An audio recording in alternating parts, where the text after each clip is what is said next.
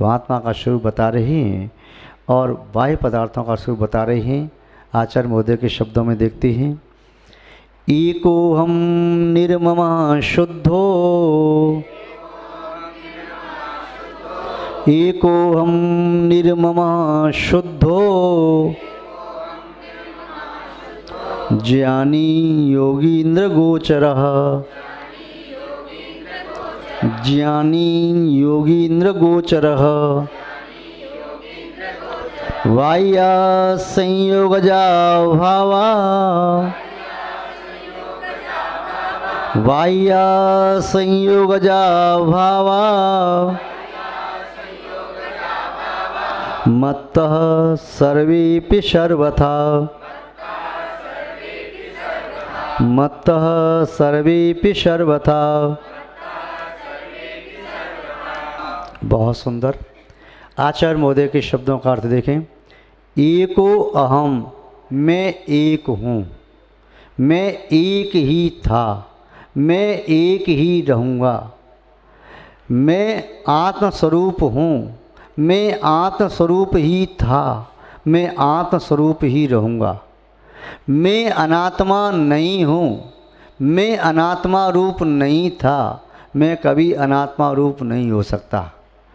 पर द्रव्य सदैव पर था, पर रूप है और पर रूप ही रहेगा। मेरी आत्मा कभी पर रूप न थी, न है, न कभी हो सकेगी। इस प्रकार से अपनी एक अखंड आत्मा को जानो। इसके खंड खंड नहीं किए जा सकते।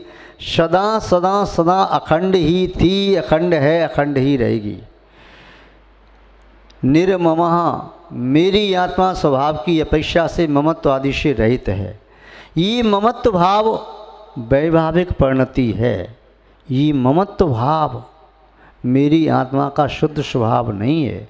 राग द्वेष करना ये क्षणिक विकृति का परिणाम है। जिस प्रकार शीतल जल को अग्नि के संपर्क से गर्म किया जा सकता है, सूर्य की किरणों से वह गर्म हो जाता है किंतु बाद में फिर शीतल हो जाता है। सदा गर्म रहना उसका स्वभाव नहीं है। इसी तरह से राग द्वेष से युक्त होकर के रहना मेरी आत्मा का स्वभाव नहीं है। ये वैभाविक परिणति है। किसी वस्तु को देख करके आपके चित्त में राग के परिणाम हुए, किसी वस्तु को देख करके द्वेष के परिणाम हुए, किसी चेतन अचेतन पदार्थ को देख करके मोह के परिणाम हुए। ये मोह के, राग के, द्वेष के परिणाम हमारे निजी परिणाम नहीं हैं। ये उधार के मांगे हुए परिणाम हैं। जैसे जल ने अग्नि से उधार उष्णता ले ली, वह तो चुकानी पड़ेगी। भव्य जीव अनंत काल तक वैभाविक भाव में नहीं रह सकता। जब शुद्ध आत्मा की ओर जाएगा तो वैभाविक परिणाम उसके छूटेंगे। तो यहाँ कह रहे हैं कि ये जीव, ये आत्मा एक है, मैं एक हूँ, निर्मम हूँ, शुद्ध हूँ, स्वभाव की अपेक्षा से शुद्ध हूँ। भव्य जीव अनंत काल तक अशुद्ध अवस्था में नहीं रह सकता। जो आसन भव्य हैं वे कुछ भवों में मोक्ष प्राप्त करेंगे, जो दूर भव्य हैं वे अधिक भव लेकर के मोक्ष प्राप्त करेंगे, किंतु आत्मा शुद्ध होगी जरूर। जो कनक पाषाण है उसमें से सोना निकाल लिया जाएगा, आज नहीं तो कल। और जो अंध पाषाण है उसमें से सोना कभी नहीं निकलेगा। कनक पाषाण आज नहीं तो कल किसी कुशल स्वर्णकार की दृष्टि में आएगा, वह तपा करके शुद्ध सोना निकाल लेगा। ऐसे ही हमारी आत्मा कभी सच्चे वीतरागी हितोपदेशी सर्वज्ञ जिनेन्द्र देव के सानिध्य में पहुँचेगी। कभी जिन वचन हमारे कर्ण गोचर होंगे हृदय तक पहुँचेंगे, कभी रगंत गुरुओं का सानिध्य मिलेगा, तब हमारी भवितव्यता भी, हमारी होनार भी और हमारा भव्यपना भी सफल सिद्ध और सार्थक हो जाएगा। इनके बिना नहीं हो पाएगा, क्योंकि जिनेन्द्र भगवान का बिंब निहारते ही मोहनी कर्म पिघलने लगता है। जैसे पुलिस वालों को देख करके चोर के पैर थर थर काँपने लगते हैं। जिनेन्द्र भगवान की वाणी सुनते ही मोहनी कर्म दौड़ने को तैयार हो जाता है। जैसे तुमसे किसी का झगड़ा हो गया हो, वो अकेला हो और तुम भी अकेले हो, किंतु कमज़ोर हो, और मालूम चला तुम्हारे पिता को, चाचा को, भाई को कि झगड़ा हो गया है, वे सब दौड़ते हुए आए और पास में आ भी नहीं पाए। दूर से आवाज़ लगाई, ठहर जा मैं आता हूँ, और इतना सुनते ही वह पास में नहीं आ पाया, तुम्हें जो पीट रहा था भाग जाता है। ऐसे जिनेंद्र भगवान के वचनों को सुन करके पाप कर्म भागने लगते हैं।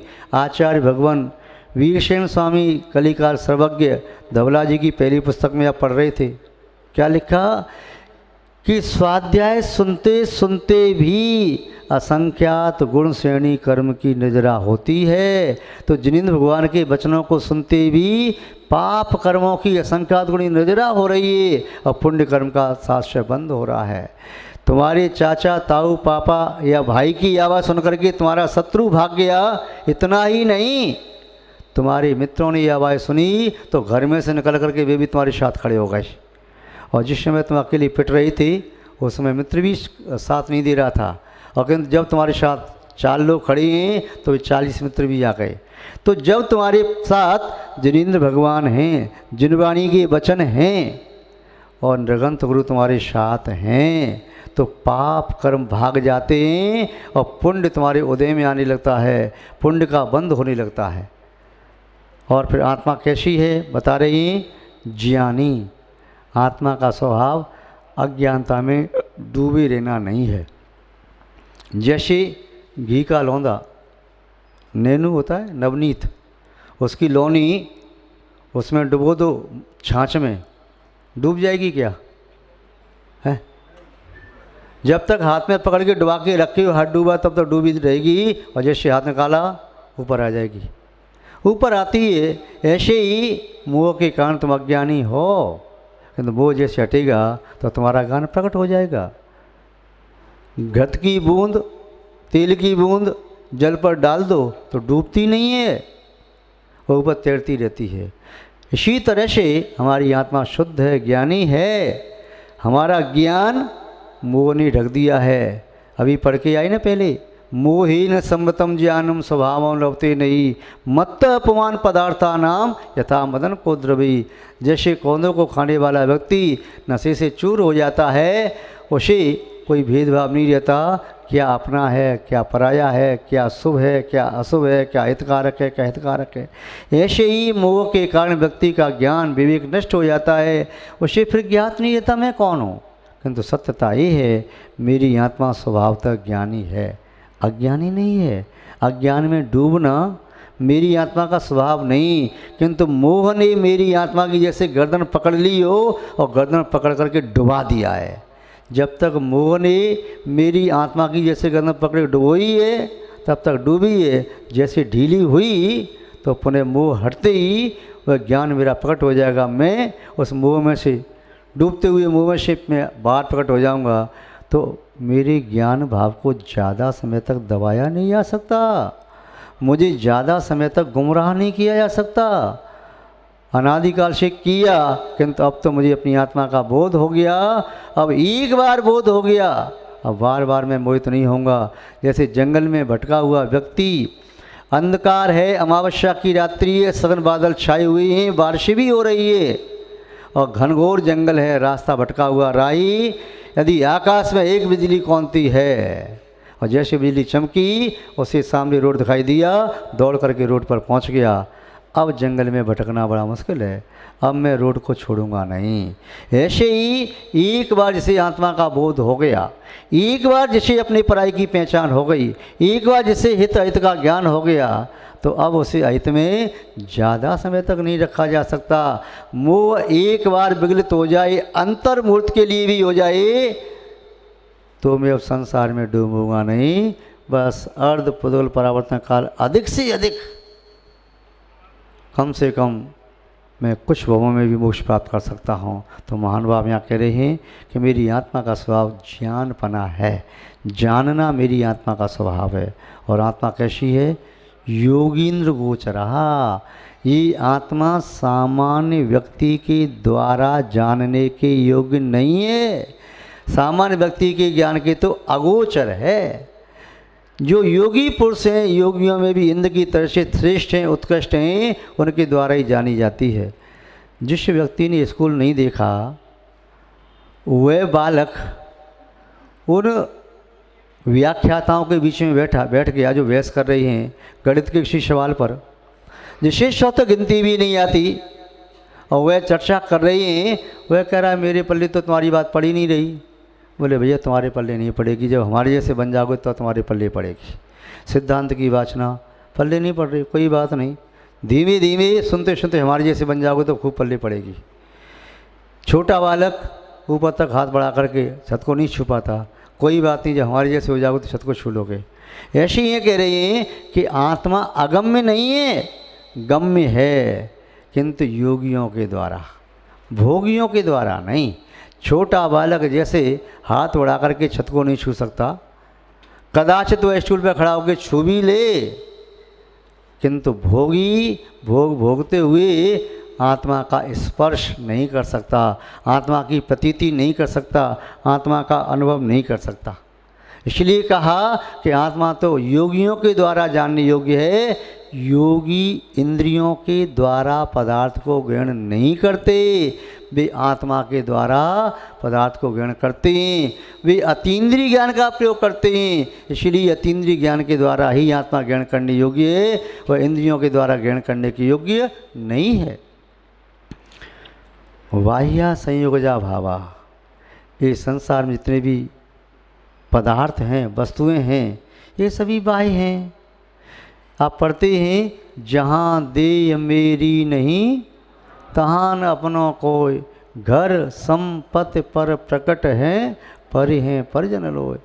जब मेरी देह भी मेरी नहीं है, जो शरीर मुझे जन्म से प्राप्त हुआ है, घर में ही प्राप्त हो गया था, साथ साथ रह रहा है, जब मृत्यु होगी तभी छूटेगा। वह शरीर भी जब आत्मा का नहीं हो सकता, जो कर्म सागरों पर्यंत कोड़ा कोड़ी सागर तक आत्मा में बंद करके रहते हैं, वे कर्म भी मेरे नहीं हैं। जो भाव अनादिकाल से मेरे मोह के राग द्वेष के बने हैं, वे भाव भी मेरे नहीं हैं।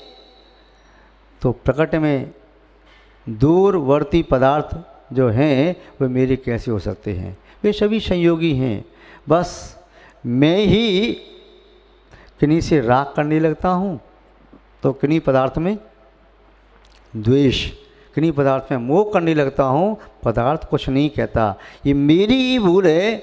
उस पदार्थ को ज्ञेय समझो।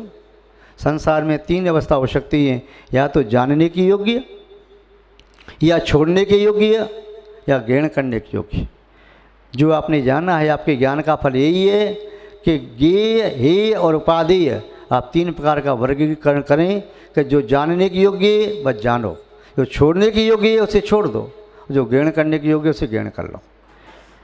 बाह्या संयोजा भावा मत्तः सर्वेपि सर्वथा, मत्तः माने मुझसे, सर्वेपि सर्वः अपि सभी ही, सर्वथा हर प्रकार से, हर तरह से जो पर पदार्थ है वह पर ही है, किसी भी तरह से मेरा वह नहीं हो सकता। इसलिए विवेकी व्यक्ति को पर पदार्थों में आसक्त होने की आवश्यकता नहीं है। वह पर पदार्थ पर ही थे, पर हैं, उनमें आसक्त होकर के समय बर्बाद क्यों करते हो? आत्मा के सम्यक स्वभाव को समझने की, जानने की चेष्टा करो, आत्मा को पहचानने का सम्यक पुरुषार्थ करो, तभी आत्मा को प्राप्त कर सकोगे। इन्हीं सद्भावनाओं के साथ यहाँ शब्द श्रृंखला को विराम देते हैं। विस्तार से पुनः कभी जैनम जयतु शासनम विश्व कल्याण कारकम। बोले श्री शांतनाथ भगवान की, परम पूज्य आचार्य गुरुदेव श्री विद्यानंद जी महाराज की, अहिंसा में विश्व धर्म की, जय बोलिए पंच परमेष्ठी भगवान की, अनंत अनंत सिद्ध परमेष्ठी भगवान की, वर्तमान जन शासन श्री वर्धमान महावीर भगवान की, परम पूज्य आचार्य गुरुदेव श्री विद्यानंद जी महाराज की, अहिंसा में विश्व धर्म की।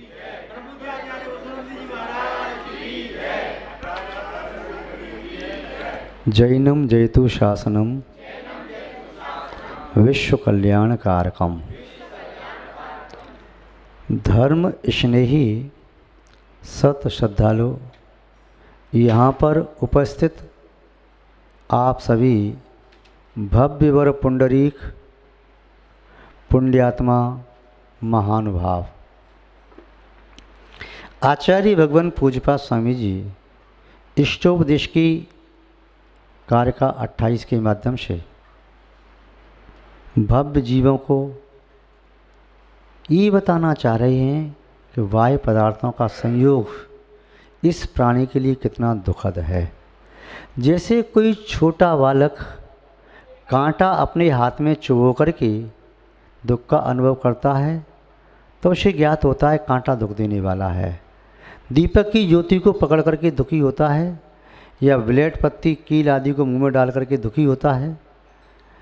उसी तरह से ज्ञानी व्यक्ति पर पदार्थों का संयोग पाकर के दुखित होता है। अग्नि के संयोग से जल भी जलने लगता है। ऐसे ही पर पदार्थों के संयोग से हमारी आत्मा का स्वभाव नष्ट होता दिखाई देता है। ज्यों-ज्यों पर पदार्थों के बीच में हम रंजायमान होते जाते हैं त्यों-त्यों पर पदार्थ हमें पकड़ लेते हैं, जकड़ लेते हैं। हमने किसी दुष्ट पुरुष की एक बात मान ली तो अब वह हम पर धीमे धीमे हावी होने लगता है। उसकी बातों में ऐसे आते चले जाते हैं, वो ऐसी मीठी मीठी बात करता है, फुसलाता जाता है, बहलाता है कि हमारी विवेक बुद्धि काम करना बंद कर देती है।